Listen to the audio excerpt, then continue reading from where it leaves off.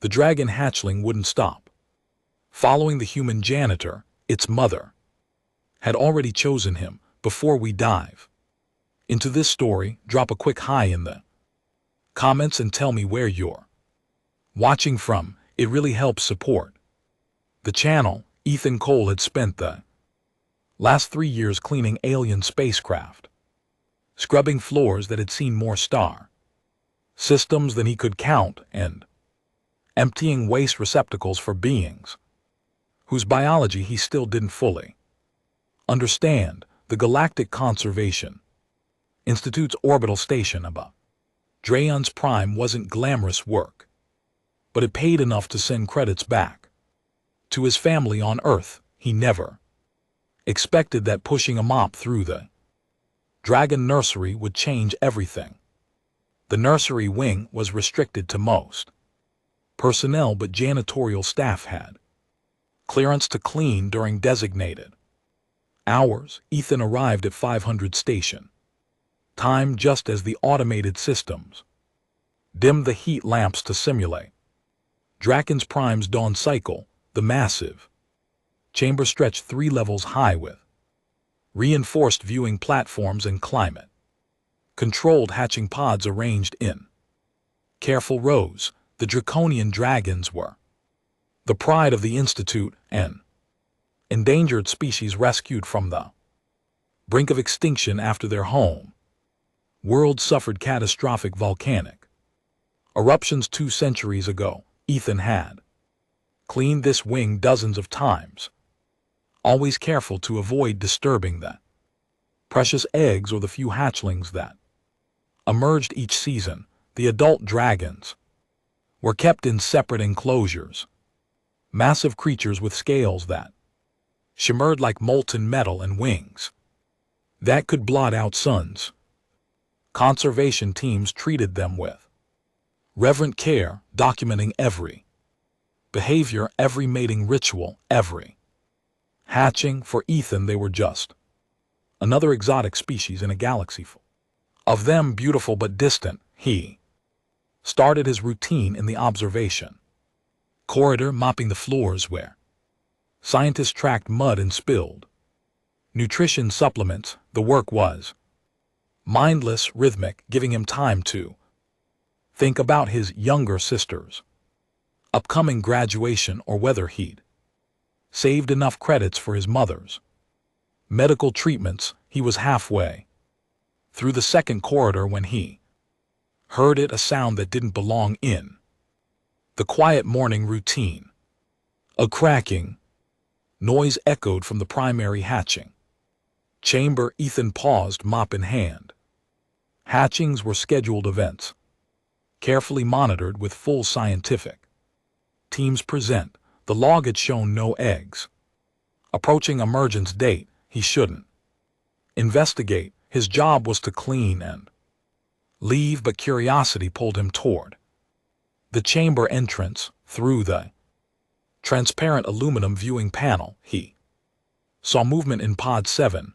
The egg, roughly the size of a hover car, had developed a network of hairline fractures across its obsidian surface. As Ethan watched, a small triangular head punched through the shell, followed by a miniature claw. The hatchling was pale silver, almost white, its scales catching the artificial light like diamonds. The dragon's eyes opened, brilliant amber, with vertical pupils that focused immediately on Ethan through the glass. It chirped a surprisingly bird-like sound and began struggling out of its shell with determination. Ethan knew he should alert the conservation team, but something held him frozen in place, watching this new life enter the world, with nobody but a janitor as witness. The hatchling freed itself completely, about the size of a large dog, with wings that looked too large for its body. Folded against its flanks, it shook itself, sending fragments of shell scattering across the pod floor, then looked directly at Ethan again. The amber eyes didn't waver, then it moved. The pod door wasn't fully sealed. The conservation team had probably left it accessible for the automated monitoring systems the hatchling nudged it with its snout, and the door slid open with a soft hiss. Before Ethan could react, the creature had crossed the chamber floor and pressed itself against the viewing panel, leaving small smudges on the pristine surface he'd just cleaned. It chirped again, louder this time, and began scratching at the glass. Ethan stepped back. This wasn't normal behavior. Hatchlings were supposed to be cautious, staying in their pods until the conservation team could assess their health and begin the careful integration process. This one showed no fear, only intense focus on reaching him. The scratching intensified, and Ethan worried the creature might injure its claws. Against every protocol he'd been taught, Ethan cycled the chamber door open. The hatchling burst through the moment the gap was wide enough, moving with startling speed for something only minutes old. It went straight for Ethan, wrapping its small body around his legs and making a sound somewhere between a purr and a rumble. The scales were warm against his skin, radiating heat like a furnace. Ethan stood perfectly still, unsure what to do with a dragon attached to his leg. The creature looked up at him, chirping expectantly, its tail swishing back and forth with obvious excitement. When Ethan didn't move, it climbed, digging tiny claws into his maintenance uniform and scaling his body like a tree until it reached his shoulder, where it settled with a satisfied sound and nuzzled against his neck. The warmth was almost overwhelming, and Ethan felt the distinct sensation of a forked tongue tasting the air near his ear. He reached up slowly, intending to remove the creature, but the moment his hand made contact with its scales, the hatchling pressed into his palm, and the purring intensified. The texture was smooth, almost frictionless, and impossibly warm. This was bad. This was very bad. Unauthorized contact with conservation specimens was grounds for immediate termination. Ethan tried to pry the dragon loose, but it clung tighter, wrapping its tail around his arm for extra purchase. Every attempt to dislodge it resulted in pathetic chirping sounds that made him feel like he was hurting it. The sound of approaching footsteps made Ethan's heart sink. Dr. Vera Alaldrin, the Institute's head of draconian conservation, entered the corridor with two junior scientists in tow. She was a stern woman from Mars colony, known for her absolute dedication to the dragons and her zero tolerance for protocol breaches. She stopped short when she saw Ethan with the hatchling on his shoulder. Her expression cycled through surprise, confusion, and then something Ethan couldn't quite identify. Dr. Alaldrin said, her voice carefully controlled. "Mr. Cole, would you care to explain why you're in unauthorized contact with a specimen?" Ethan opened his mouth to respond, but the hatchling chose that moment to chirp loudly and spread its wings in what looked like a defensive posture, placing itself between Ethan and the doctor. The tiny creature hissed, a sound that would have been adorable if not for the thin stream of smoke that emerged from its nostrils. The junior scientist stepped back. Dr.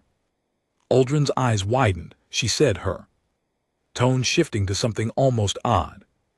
"It's protecting you." Ethan tried to explain. "I was just cleaning and it hatched and it came to me. I didn't do anything wrong." Dr. Aldrin held up a hand for silence. She pulled out a scanner and aimed it at the hatchling, which hissed again but didn't move from Ethan's shoulder. The device beeped several times, displaying information on a holographic screen that only the doctor could see clearly. Her expression grew more amazed with each passing second. She said quietly, "Extraordinary," one of the junior scientists asked. "Dr. Aldrin, what is it?" The doctor lowered her scanner. "This hatchling is exhibiting bonding behavior. Dragons bond with their parents, sometimes with siblings, but this creature has bonded with Mr. Cole." Ethan felt the world tilt slightly. "Bonded? What does that mean, Doctor?" Aldrin approached slowly, keeping her movements non-threatening. The hatchling watched her carefully but didn't hiss. "Again," she said, "draconian dragons form deep psychological connections with beings they identify as family. It's instinctual, usually reserved for their own species. In 200 years of conservation work, we've never documented a cross-species bond until now." The hatchling chirped and nuzzled Ethan's cheek again, leaving a warm spot on his skin. He could feel its heartbeat through its scales, fast and strong. The creature's complete trust in him was both touching and terrifying. Ethan said, "Okay, so you can unbond it, right? Transfer it to a proper handler." Dr. Aldrin's expression turned grave. "Mr. Cole, dragon bonds are permanent. They're not psychological constructs we can simply recondition. The bond forms at a neurochemical level. Breaking it would cause severe trauma to the hatchling, potentially fatal. And there's something else." She gestured to one of the junior scientists who pulled up a video feed on a portable display. The screen showed a different section of the station, the adult dragon enclosures. In the largest habitat, a massive silver dragon, easily 30 m from nose total, was pressed against the reinforced viewing glass, staring in the direction of the nursery. The creature's scales were the same pale silver as the hatchling, almost white, catching the light with identical diamond brilliance. Dr. Aldrin said, "That's Serafina, the hatchling's mother. She's been agitated since the egg began hatching.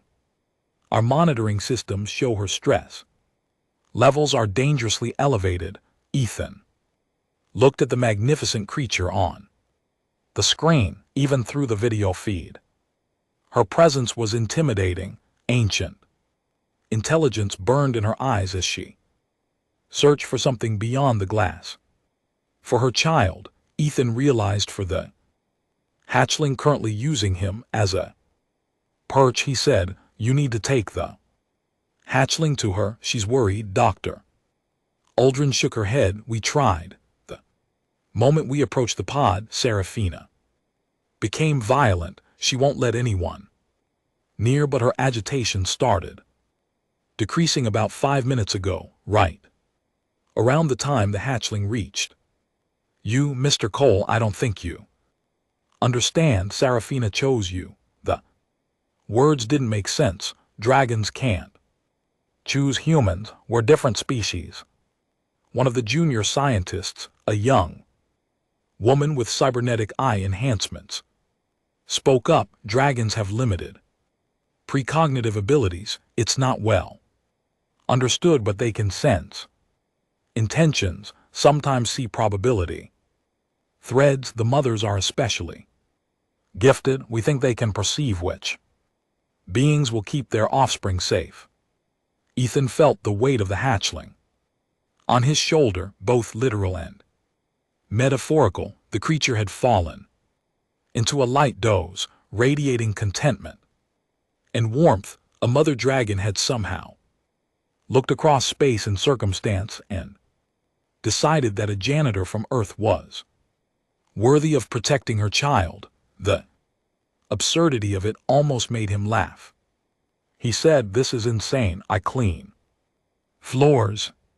I don't know anything about Raising dragons, Dr. Her Aldrin Stern. Expression softened slightly, Mr. Cole. We have a situation without precedent. Seraphina is one of only 12 breeding females of her species in existence. This hatchling represents genetic diversity we desperately need. We cannot risk its well-being by attempting to break a bond that may be crucial to its development, and we cannot ignore that a being of Seraphina's intelligence and perception has made a choice we don't fully understand.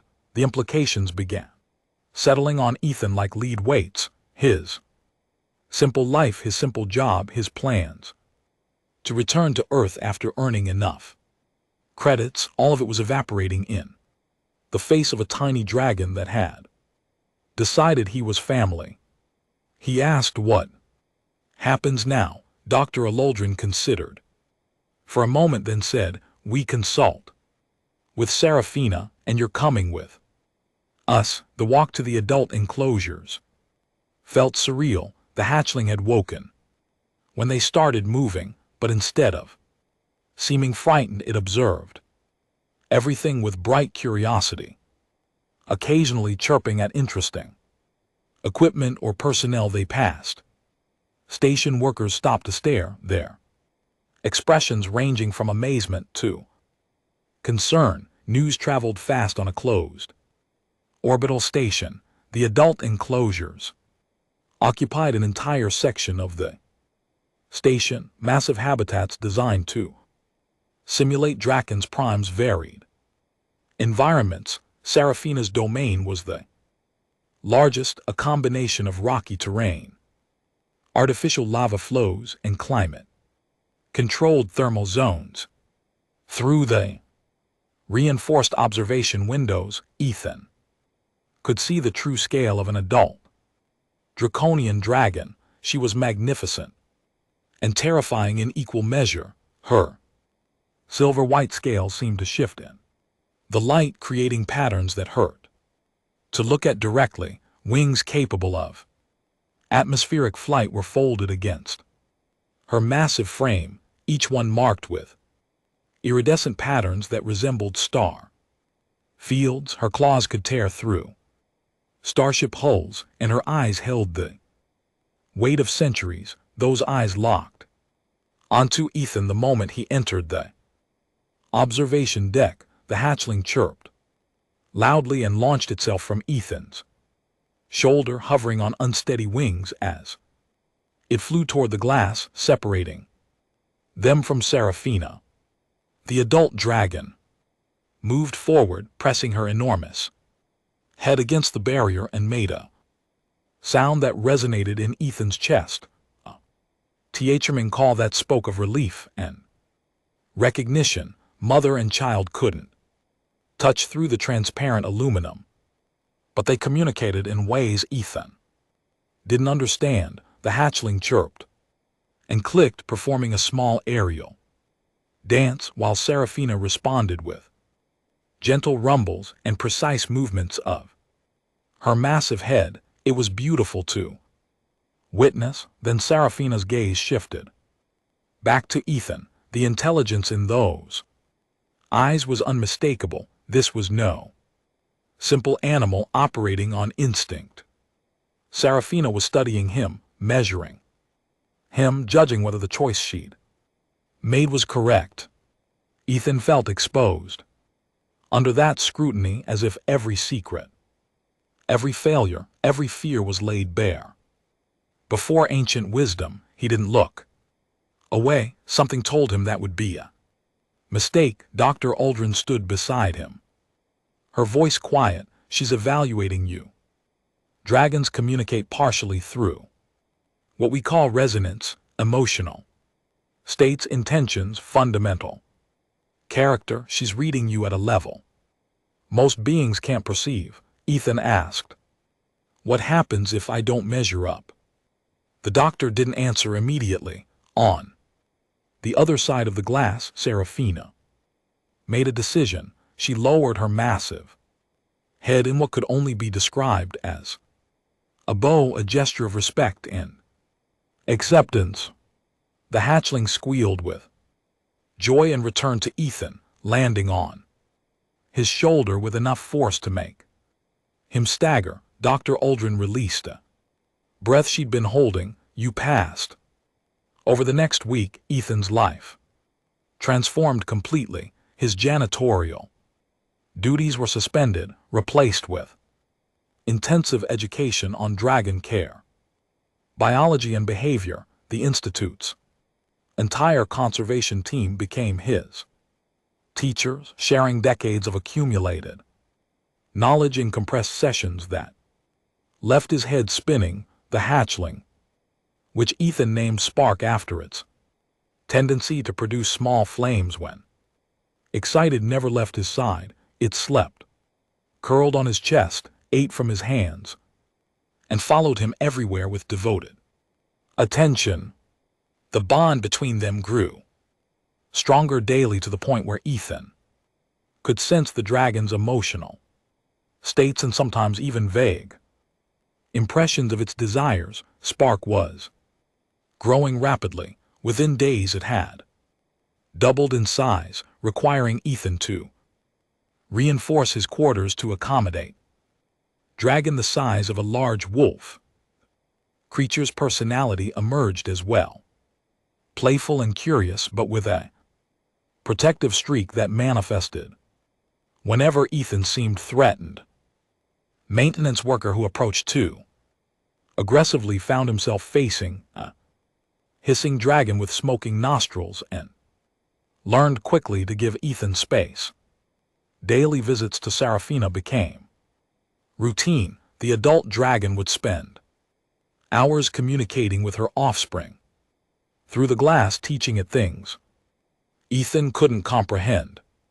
He noticed Spark's behavior would shift after these sessions, becoming more controlled, more purposeful. The mother was raising her child even through separation, and Ethan was honored to facilitate it. But not everyone on the station was pleased with the situation. Commander Richard Voss, the station's military liaison, had made his opinions clear from the beginning. Humans had no business interfering with alien conservation efforts, especially not janitors bonding with priceless specimens. He argued for separating Spark from Ethan, transferring the hatchling to Earth's Interspecies Conservation Authority, anything to restore what he saw as proper order. Dr. Aldrin had resisted, citing the bond's importance in Serafina's choice, but political pressure was mounting. The Galactic Conservation Institute answered to a council of member species, and several representatives questioned the wisdom of allowing an untrained human to influence a critically endangered species development. The conflict came to a head 3 weeks after Spark's hatching. Ethan was in the training arena working with Spark on flight control when alarms began blaring throughout the station. The automated voice announced a containment breach in the adult enclosure, specifically Serafina's habitat. Emergency protocols engaged, sealing sections of the station and routing all personnel to safe zones. Spark shrieked and took off, flying toward the enclosure section before Ethan could stop it. He ran after the dragon, his security clearance allowing him through doors that would have stopped others. The scene he found made his blood freeze. Serafina had breached her enclosure. The reinforced glass lay in massive shards, and the dragon herself had forced her way into the maintenance corridors that ran behind the habitat. She was too large for the space, her bulk wedged between walls that groaned under her weight, but she was moving with desperate determination toward something, toward the station's docking bay. Ethan understood immediately. His crash course in dragon biology had covered their precognitive Abilities, their sensitivity to danger. Serafina sensed something wrong. Something approaching, and she was trying to reach the outside to confront it. Spark caught up to its mother, landing on her massive head and chirping. Frantically, Serafina paused long, enough to nuzzle her offspring, then continued her desperate journey. Station. Security appeared, armed with heavy stun weapons designed to incapacitate dangerous specimens without permanent harm. Commander Voss led them, his voice amplified. Stand down immediately or we will be forced to sedate you. Serafina responded with a roar that shook the station superstructure. Heat washed through the corridor as flames licked from her jaws, a warning that she would not be stopped. The security team raised their weapons. Ethan ran forward, placing himself between the guns and the dragon. He shouted, "Don't shoot, she's trying to protect us." Commander Voss's face reddened with anger. "Mr. Cole, step aside. This creature is out of control." Dr. Aldrin arrived, breathing hard from running. "Commander, wait. If Ethan's right, if Serafina senses danger, we need to listen." The commander's response was cut off by another alarm. This one was different, the high-pitched wail of an external threat detection. The station's defense systems had identified an approaching vessel, one, but that wasn't broadcasting proper identification codes. All eyes turned to the nearest display screen, which showed a ship decloaking near the station's perimeter. It was a poacher vessel, heavily armed and marked with the symbols of the Void Reavers, a criminal organization known for trafficking in endangered species. They had come for the dragons, and they'd chosen their moment during a shift change when the station's defenses were recalibrating. Serafina had known, she'd sensed their approach before any technology could detect them, and she'd been trying to position herself to defend her species, her offspring, her chosen protector. The station shuddered as the poacher ship opened fire, targeting the docking bay doors with precision strikes meant to breach the hull and create chaos. Emergency shields engaged, but everyone knew they wouldn't hold long against sustained assault. The Void Reavers were equipped with military-grade weapons far beyond what a conservation station's defenses could handle. Commander Voss made a decision, lowering his weapon.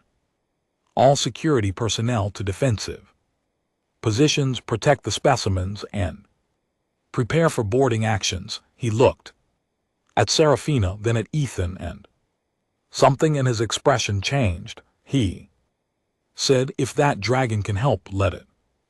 Dr. Aldrin began, "Commander, the risk to Serafina is too great." Serafina made the choice for them. She forced her way through the final corridor, emerging into the docking bay just as the poachers breached the outer doors. Void-suited raiders poured through the gap, carrying energy nets and tranquilizer weapons designed to capture specimens alive and valuable. They didn't expect a fully grown draconian dragon waiting for them. Serafina's roar was apocalyptic.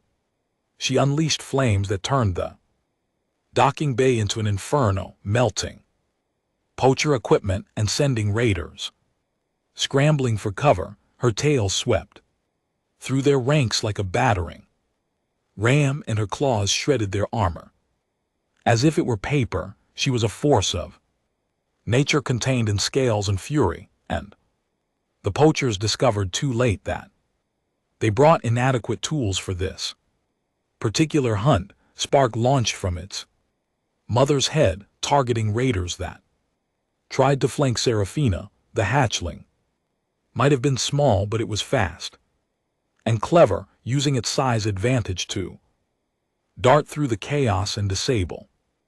Weapons with precisely aimed flame. Bursts, Ethan watched his bonded dragon fight with a combination of pride and terror. The station's security forces joined the battle, but it was clear the dragons were the decisive factor.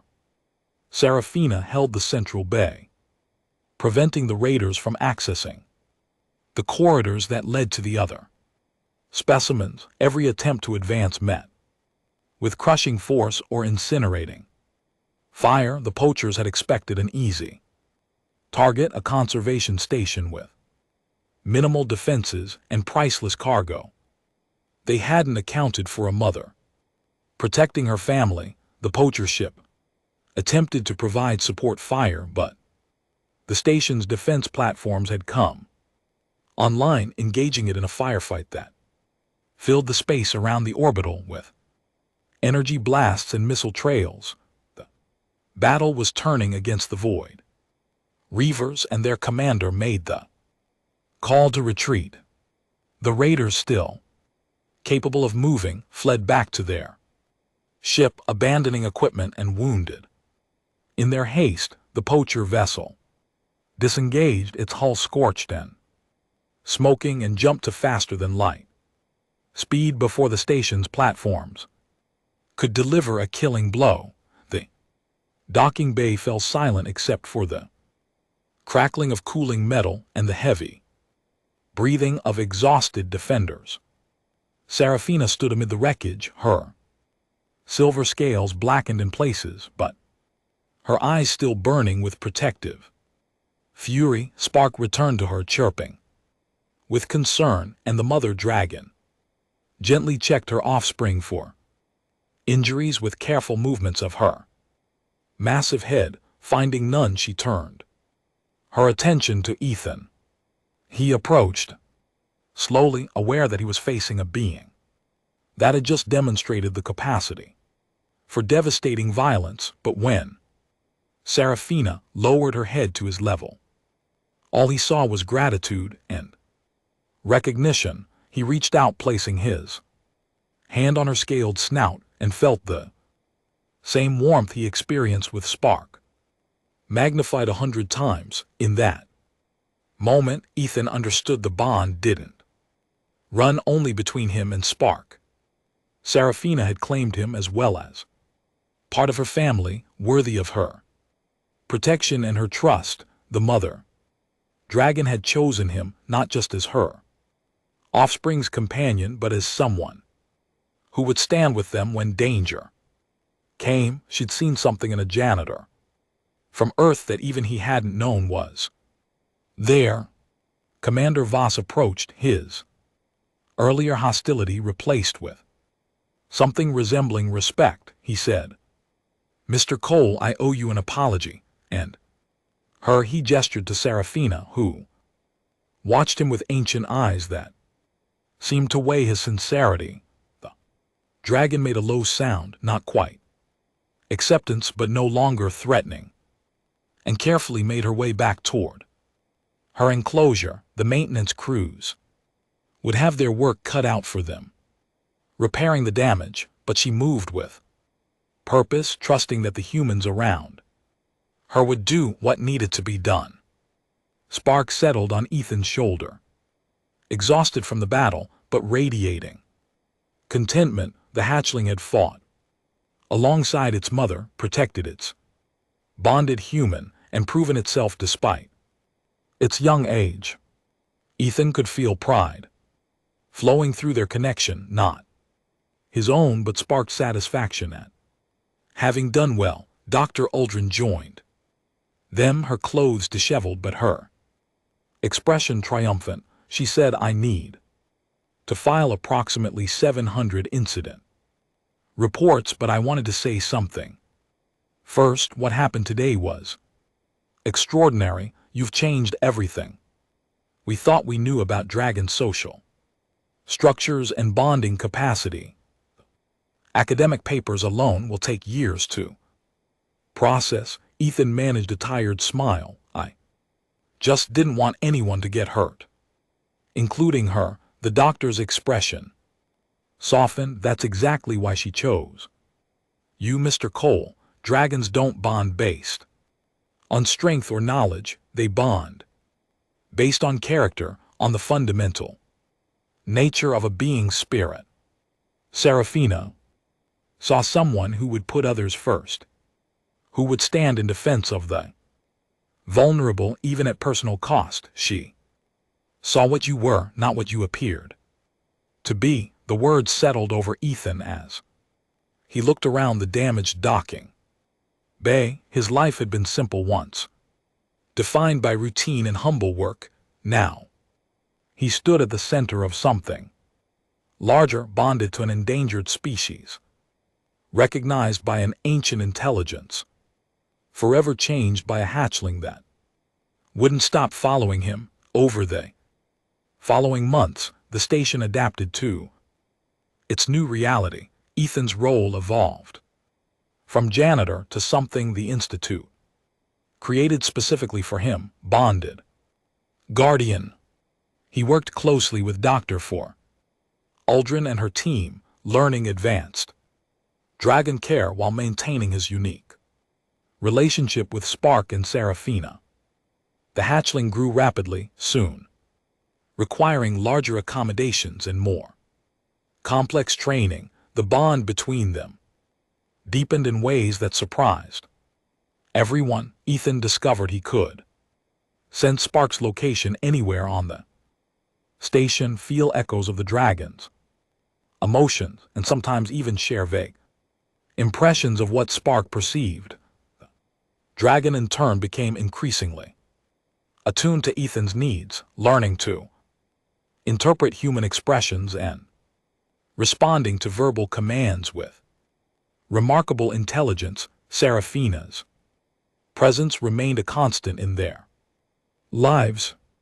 The mother dragon had been given a redesigned enclosure with viewing areas where she could watch Spark's development. The two dragons communicated regularly, and Ethan often found himself included in their exchanges, receiving impressions of approval or gentle correction when Spark's training took wrong turns. It felt like being adopted into a family whose language he only partially understood but whose acceptance was absolute. The Galactic Conservation Institute's council eventually ruled on Ethan's status. After heated debate and expert testimony, they acknowledged the bond's legitimacy and granted him full clearance as Spark's primary caretaker. The decision came with conditions, regular evaluations, strict protocols, and the understanding that Spark's well-being took priority above all else. But it also came with recognition that sometimes the universe presented situations beyond established procedures, and wisdom meant adapting rather than enforcing rigid rules. News of the bonded humans spread throughout the galaxy. Other conservation programs reached out, curious about the implications for cross-species interaction. Scientists proposed studies, media outlets requested interviews. Ethan declined most of it, preferring to focus on the daily reality of raising a dragon rather than becoming a celebrity. But he did agree to one request. A documentary team from Earth wanted to record Spark's development, showing humanity what one of their own had achieved among the stars. Ethan saw it as an opportunity to inspire others, to show that extraordinary things could happen to ordinary people, that the universe was stranger and more wonderful than anyone imagined. The filming took place over several weeks, capturing Spark's training sessions, Ethan's interactions with Serafina, and interviews with the conservation team. The documentary's director, a woman named Alexis Miles, seemed particularly interested in the moment of first contact when a newly hatched dragon had chosen a janitor over trained specialists. She asked during one interview, what went through your mind when Spark first climbed onto your shoulder. Ethan considered the question, stroking Spark's scales as the dragon dozed beside him, now the size of a small horse. Honestly, panic. I thought I'd broken every rule and was about to lose my job. I didn't understand what was happening, why this beautiful creature wanted anything to do with me. I still don't, not completely. But I've learned to trust it, to trust her. He meant Seraphina, whose wisdom had seen something in him worth nurturing. The mother dragon appeared on a monitor feed, watching from her enclosure, her presence a constant reminder of the responsibility Ethan carried. Alexis asked, do you ever regret it? Your life was simpler before. Ethan looked at Spark, at the dragon who had fundamentally altered his existence. Simple seemed like a small thing to trade for this, for belonging to something ancient and profound, for being chosen by a species that predated human space flight by millennia. His plans for Earth, for a quiet life, helping his family, those hadn't disappeared, they transformed into something larger, a purpose that served both his human connections and his dragon family. He said no regrets, just gratitude. Spark stirred, opening one amber eye to look at him, and Ethan felt the warm pulse of affection through their bond. The dragon understood in its way what he'd given up and what he'd gained. They were bound together, human and dragon, across every difference that should have kept them apart. The documentary aired 6 months later, broadcast across human space and beyond. Ethan watched it in his quarters, which had been expanded to accommodate a still growing Spark. The dragon had reached adolescence, large enough to fly freely in the station's exercise areas, but not yet full grown. Seraphina estimated it would take another 2 years before Spark reached adult size, and even then the bond would continue shaping both of their lives. The response to the documentary was overwhelming. Messages flooded in from across Earth and its colonies, from people inspired by the story, from children who now dreamed of working with alien species, from families who saw hope in the idea that their relatives serving in distant stations might find similar purpose. Ethan tried to answer what he could, but eventually had to rely on automated responses for most of it. One message stood out, though. It came from his mother, her face appearing on his personal screen with tears in her eyes and a smile that spoke of pride beyond words. She said, I always knew you were special, Ethan. I just didn't know the universe would notice too. Your sister graduates next month, and she's decided to study xenobiology. She says she wants to understand what you're experiencing, maybe find her own connection out there among the stars. You've changed our family, sweetheart. You've given us something to reach for. Ethan watched the message 3 times, feeling the weight of influence he'd never sought. His simple act of being himself, of responding with compassion to a hatchling's need, had created ripples extending far beyond this station. He wondered what his younger self, the one who just wanted to earn credits and return home, would think of this version wearing responsibility like scales. Spark nuzzled against him, sensing his emotional state through their bond, and made the low, comforting sound that meant everything was well. Everything was as it should be. The dragon had grown into a magnificent creature, silver white scales gleaming with the same otherworldly beauty as its mother, eyes that held growing intelligence and unwavering devotion. Their bond had become as natural as breathing, an essential part of who Ethan was now. The station's routine had normalized around them. Spark participated in conservation breeding assessments, its genetic profile, valuable for the species' long-term survival. Ethan worked with newly hired staff, teaching them about dragon behavior and the importance of respect over dominance in interspecies relations. Dr. Aldrin had promoted him to assistant director of the Draconian program, a position that would have seemed absurd a year ago but now felt earned through experience and dedication. Serafina had laid another egg 3 months prior, fertilized before her capture decades ago, but held in biological stasis until conditions were optimal. The conservation team monitored it carefully, wondering if the mother dragon would make another unexpected choice when it hatched. Ethan hoped not, for some other person's sake.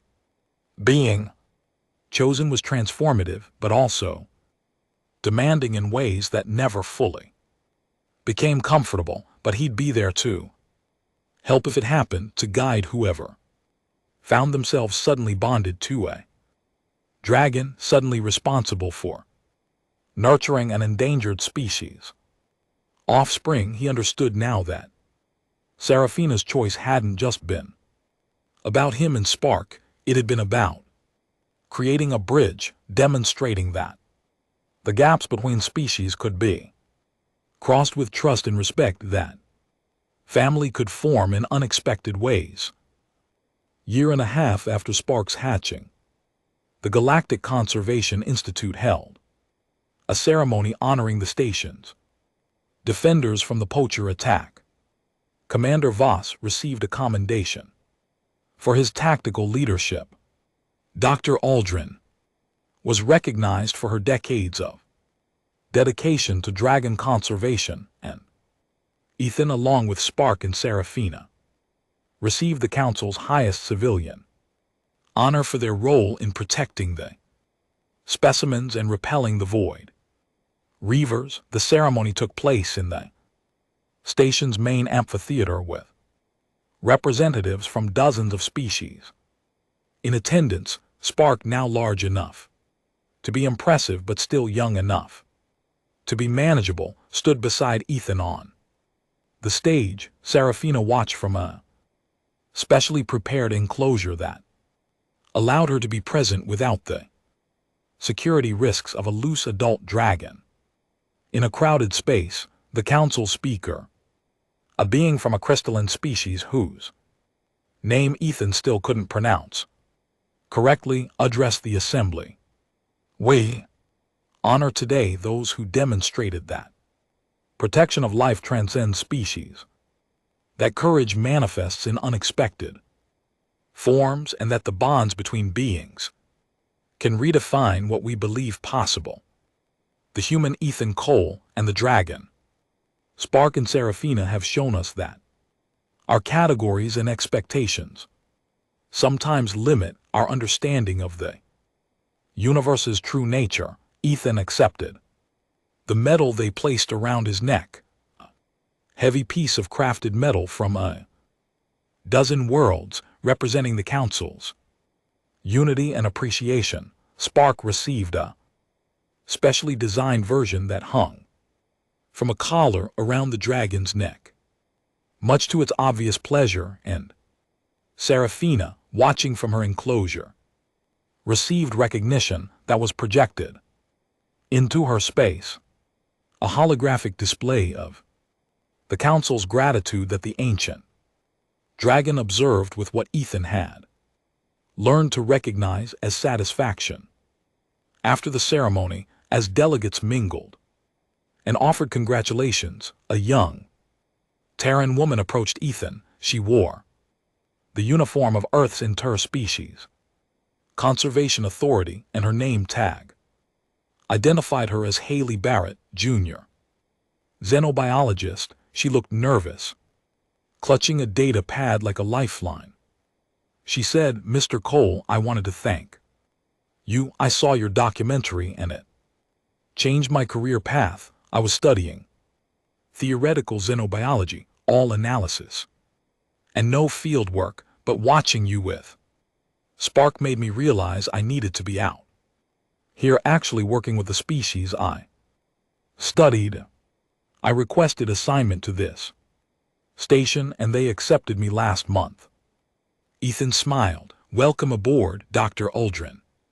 Runs a tight program, but you'll learn more here than anywhere else in the galaxy." Haley hesitated, then asked, "Can I ask you something? In the documentary, you talked about trusting the bond even when you didn't understand it. How did you know it was real? How did you know you weren't just convincing yourself of something impossible?" It was a good question, one that cut to the heart of his experience. Ethan looked at Spark, who was being admired by a group of delegates brave enough to approach the young dragon. He felt their bond like a warm current in his chest, constant and undeniable. He said, "I didn't know, not at first, but every day the bond proved itself through thousand small moments. Spark understanding what I needed before I spoke it, me sensing when the dragon was uncomfortable or scared, the way we moved together like we'd choreographed it even though we'd never practiced." Trust isn't about certainty, it's about being willing to believe in something despite uncertainty, and eventually the evidence accumulates until doubt becomes impossible. Haley nodded, absorbing his words. "I hope I get a chance to experience something like that." Ethan thought about Seraphina's second egg, about the possibility that lightning might strike twice in this unusual place. He said, "Maybe you will.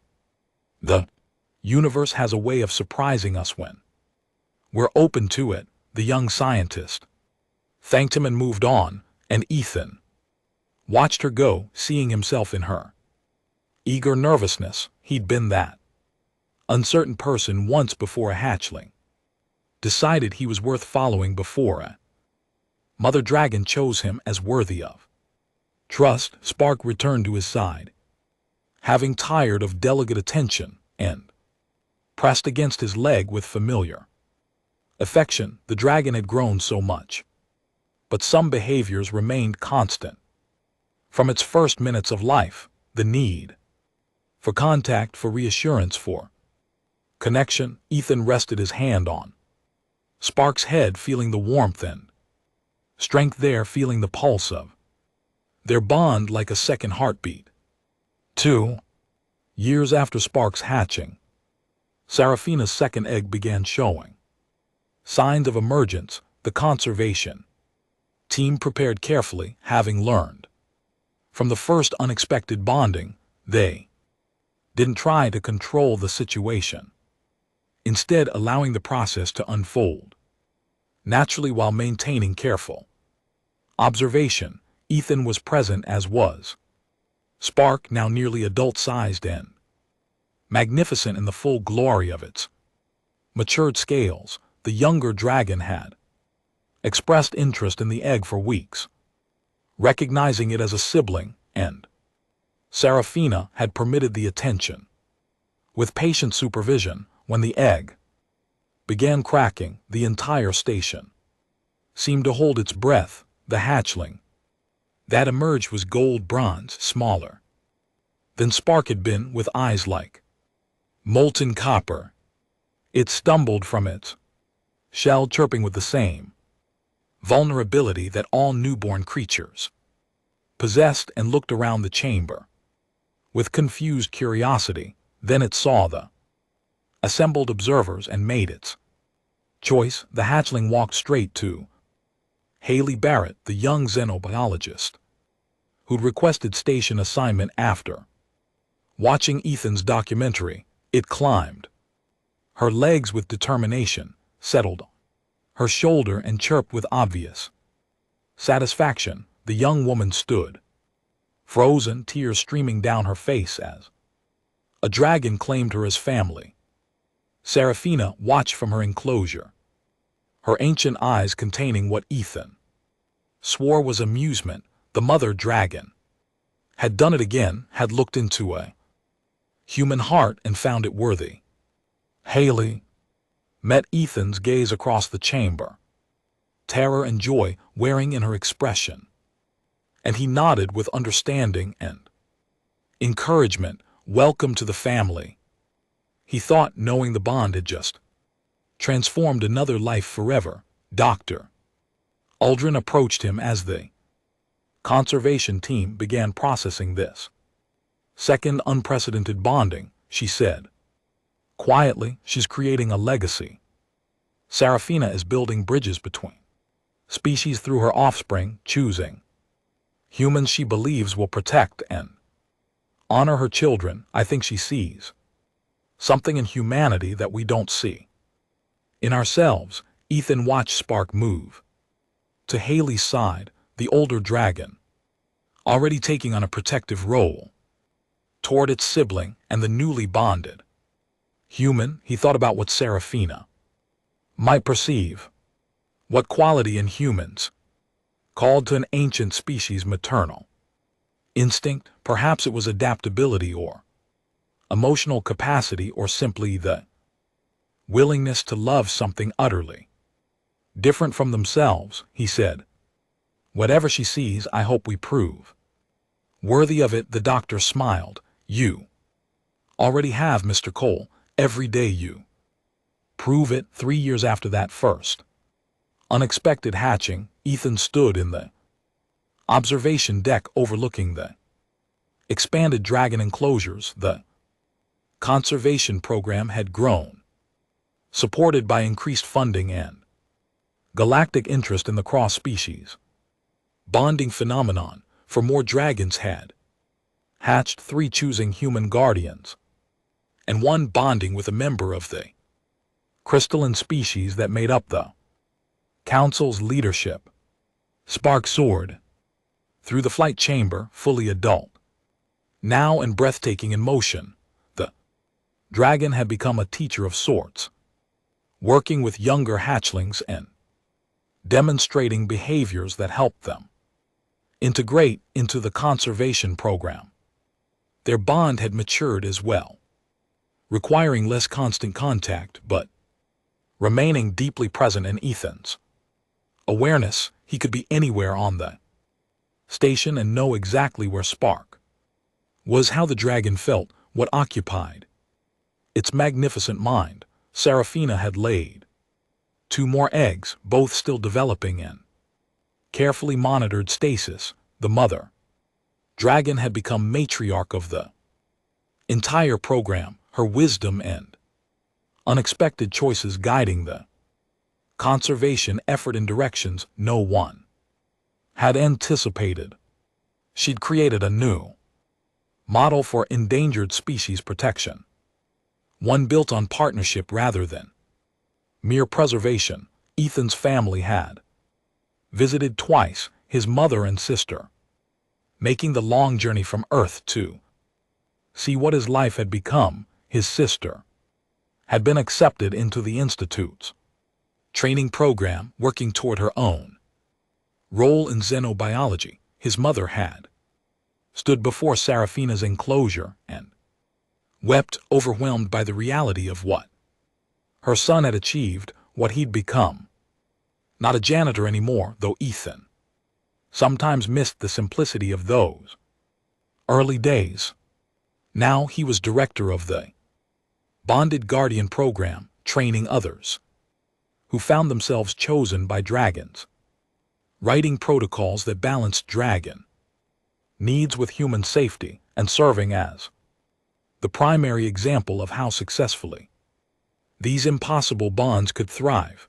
But more than any title, he was Spark's bonded human. That core truth defined him more than any professional achievement. When he was with the dragon, flying in zero-gravity chambers or simply resting in shared quarters, Ethan felt complete in ways he'd never Experienced before, the bond had become part of his identity, inseparable from who he was. A message notification interrupted his thoughts. Commander Voss, who become an unexpected ally and friend, requested his presence.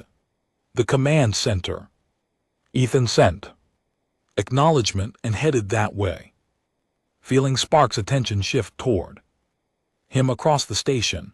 The dragon would find him if needed, their connection making them perpetually aware of each other. The command center was busy with routine operations when Ethan arrived. Voss stood at the central display, reviewing what looked like deep space telemetry data. He gestured for Ethan to join him. The commander said, "We've detected something unusual. Long range sensors picked up what might be a ship in distress about 4 light years from here. The signature is consistent with draconian technology, but that's impossible. The species was pre-space flight when we found them."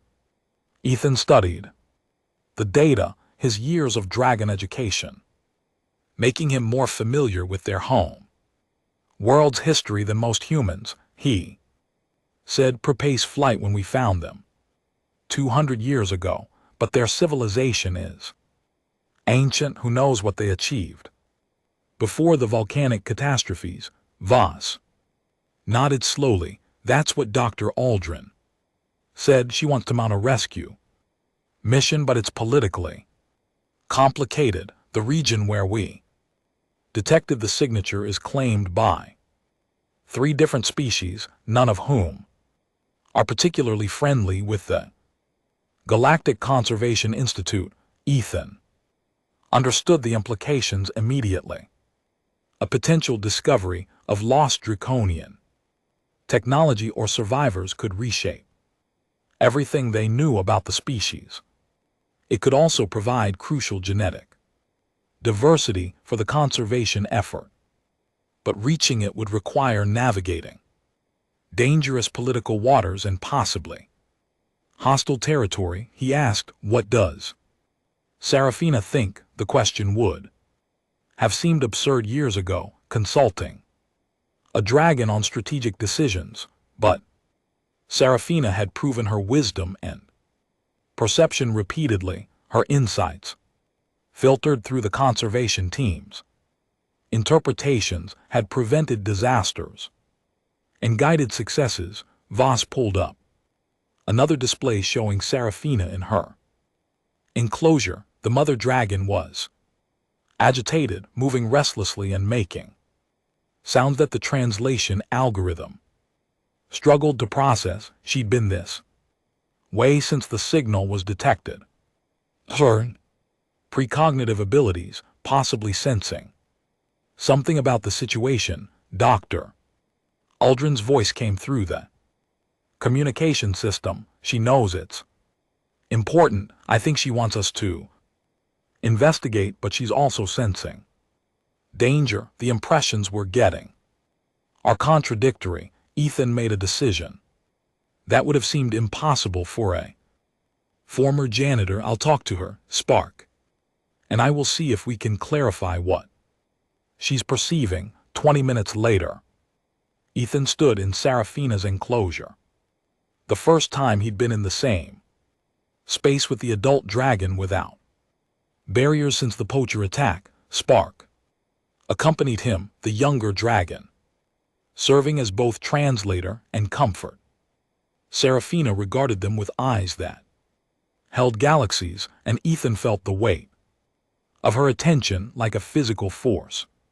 He said aloud, knowing his words were inadequate but trusting the bond to convey meaning beyond language, "We need your guidance. Something out there calls to us. Maybe your people, maybe your past, but the path is dangerous. Should we go?" Serafina lowered her massive head until her eyes were level with Ethan's. The moment stretched, filled with something that transcended normal communication. Through Spark, through the bonds they all shared, Ethan felt Impressions flowing from the ancient dragon, not words but concepts.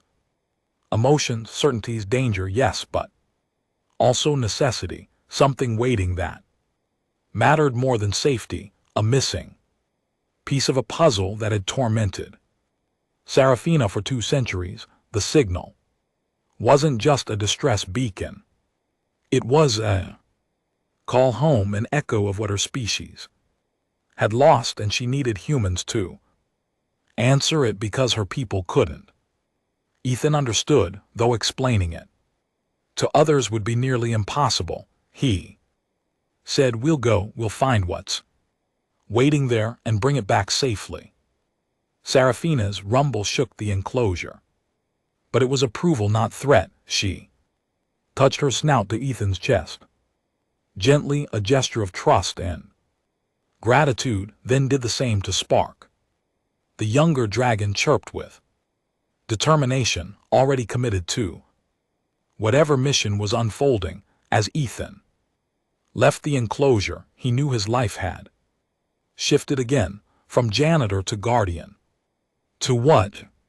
Explorer, ambassador, whatever role the universe required to serve the family that had claimed him, he would fulfill it, because that's what you did.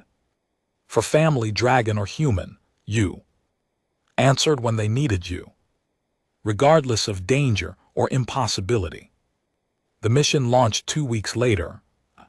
Specially equipped vessel, the Serafina's Hope, carried a team that included Ethan, Spark, Dr. Aldrin, Commander Voss, Haley Barrett and her bonded dragon named Ember, and a crew of specialists. They were venturing into unclaimed space, following a signal that might reveal nothing or might chain everything. Spark occupied a specially designed chamber in the ship, large enough for flight practice and comfortable rest.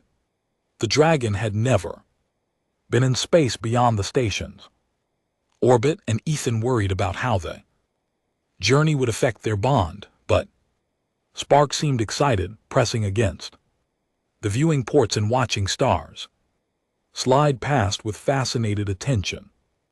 The journey took 6 days, the ship pushing its faster-than-light drives to their safe limits. During that time, Ethan felt Serafina's presence in his thoughts, filtered through his bond with Spark. The mother dragon was reaching across the distance, maintaining connection with her offspring, and by extension with him. It was disorienting, but also comforting, knowing they weren't truly alone, even light years from the station. When they dropped out of faster-than-light travel at the coordinates, the view that greeted them defied expectations. A ship floated in the void, but not a wreck as they'd anticipated. It was ancient but intact, its design organic and flowing, resembling a dragon in flight. The hull gleamed with the same metallic sheen as draconian scales, and energy readings suggested active systems despite 2 centuries of drift. Dr. Aldrin's voice was hushed with awe. It's a colony ship. The design matches theoretical reconstructions of pre-sea catastrophe. Draconian civilization. They must have launched it before the volcanic eruptions destroyed their space-faring capacity. Commander Voss ran tactical scans. I'm reading life signs, faint but definitely present. Some things alive on that ship. The team prepared for boarding with careful protocol. Ethan and Spark would go first. Their bond with Serafina, possibly granting them safe passage if any dragons had survived. Haley and Ember would follow. Then the rest of the team. Once initial contact was established, the airlock cycled and Ethan stepped into a ship that had sailed between stars for 200 years. The interior was dark, emergency lighting providing bare illumination. But as Spark entered behind him, the Dragon's scales began to glow, responding to something in the ship's systems. Lights activated along the corridors, recognizing Draconian presence and welcoming them home. They moved deeper into the vessel, following the life sign readings. The ship's design was beautiful, every surface decorated with patterns that told stories Ethan couldn't read. It felt sacred somehow. A tomb and a treasure merged into one artifact. The life signs led them to a central chamber that must have been a hibernation bay. Hundreds of pods lined the walls, most dark and silent, but 3 showed active status, their occupants sustained by systems that had somehow endured centuries. Ethan approached the nearest pod, and the transparent cover revealed an adult dragon in stasis, smaller than Seraphina but undeniably alive. Spark made a sound Ethan had never heard before, a call that resonated through the ship's structure. The stasis pods responded, their systems beginning revival sequences that had been waiting for this moment. The 3 dragons were waking up, summoned by one of their own kind after 200 years of dreamless sleep. Dr. Aloldrin's voice crackled through the communication system. Ethan, what's happening? The ship's power levels are spiking. Ethan watched the first dragon emerge from its pod, eyes opening to reveal consciousness that had slept through centuries. He said, "They're waking up." Spark called them back. 3 dragons were disoriented but aware, looking at Spark and then at Ethan with expressions that cycled through confusion, hope, and desperate need for information. One of them, scales the color of burnished copper, approached Ethan directly and did something that stopped his heart. It bowed just as Seraphina had done years ago, recognizing him as someone worthy of trust. The other 2 followed suit, and Ethan realized he was experiencing the same choice Seraphina had made, multiplied.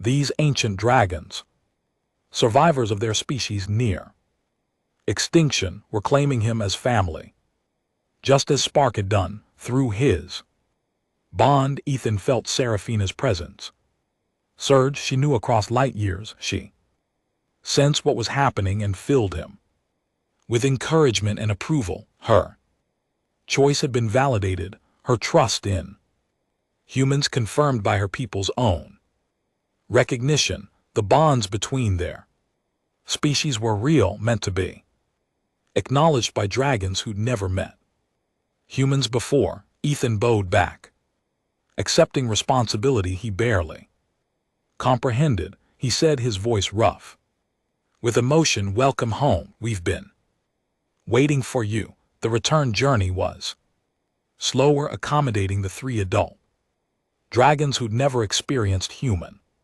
space flight. They were weak from stasis, requiring careful nutrition and gentle reintroduction to activity, but they were alive. 3 more breeding adults that could transform the conservation program's chances of success. Ethan spent hours with them, facilitated by Spark's translation and the bonds forming between them. They had names in their own language that human vocal cords couldn't reproduce, so they chose human names together. The copper scale dragon became Phoenix for its resurrection from near death. The silver one, slightly larger than Phoenix, became Storm, and the 3rd, whose scales held hints of purple in their black depths, became Shadow. They told their story in fragments, memories preserved through stasis but jumbled by time.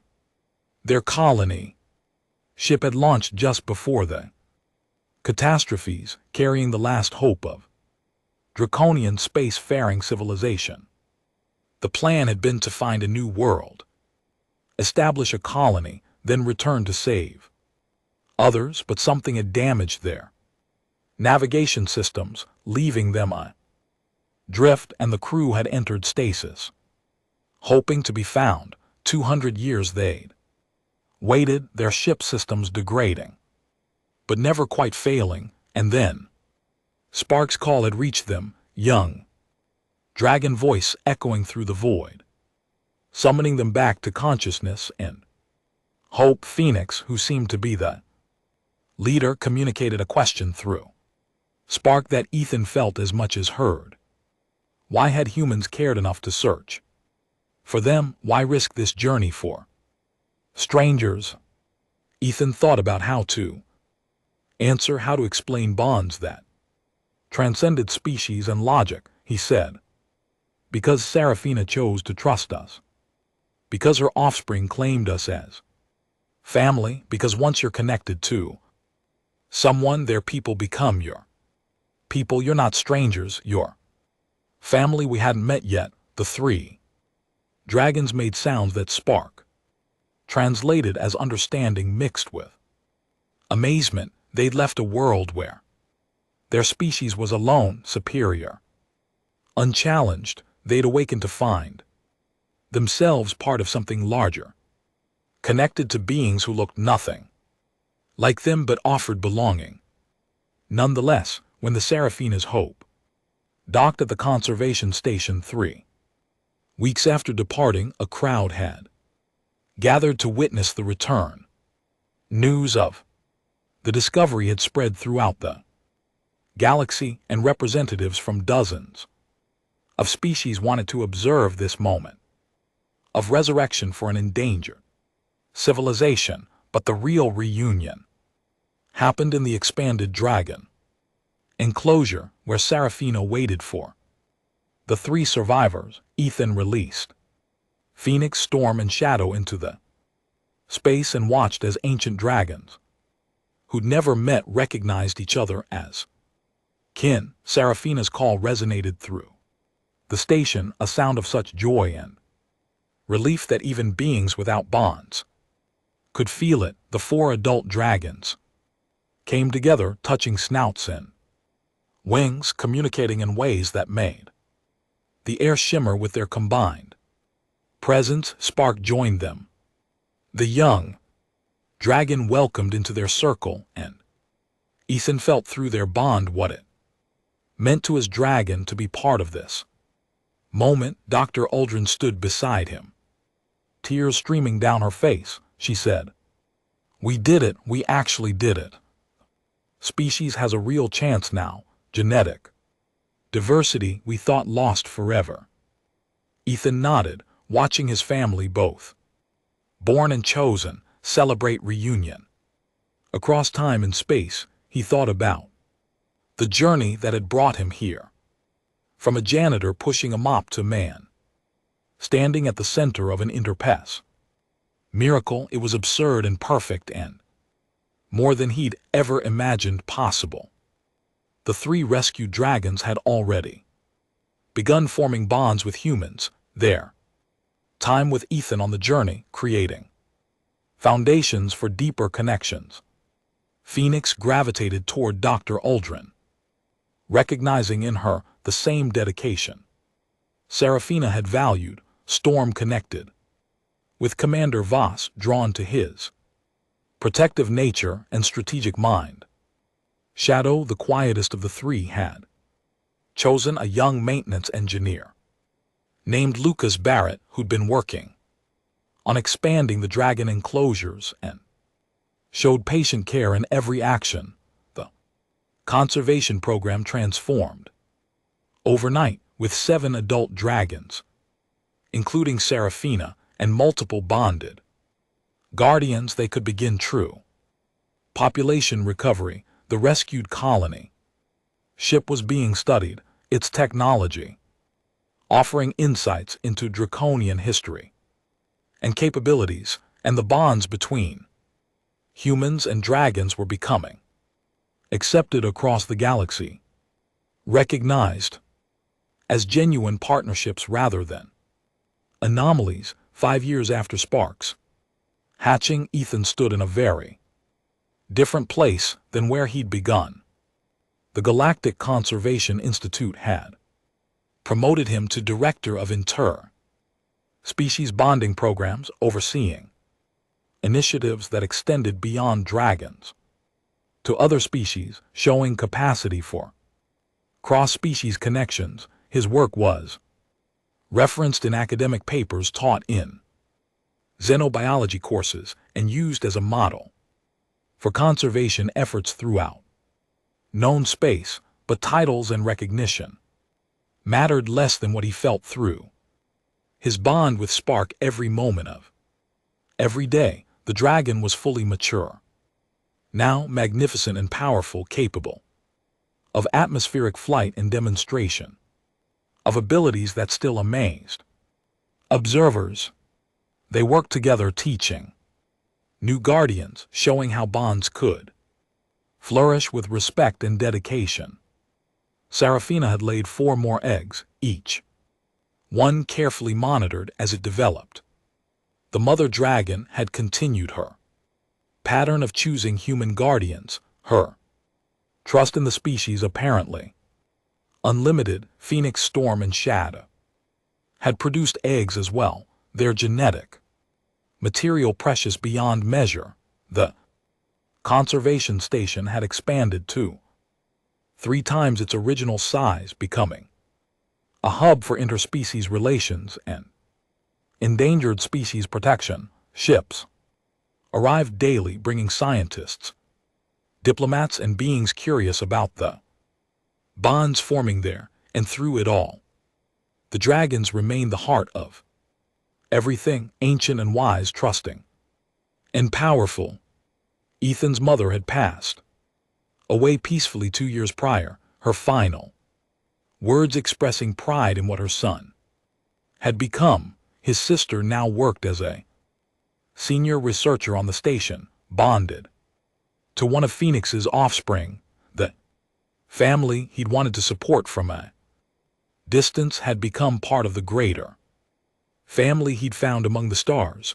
On the anniversary of Spark's hatching, Ethan stood in the observation deck where this had all begun. The dragon rested beside him, massive head on enormous paws, radiating contentment. Through their bond, below them the nursery held 23 eggs in various stages of development. The species that had teetered on extinction's edge now had a future bright with possibility. Spark made a questioning sound, and Ethan understood the dragon's curiosity.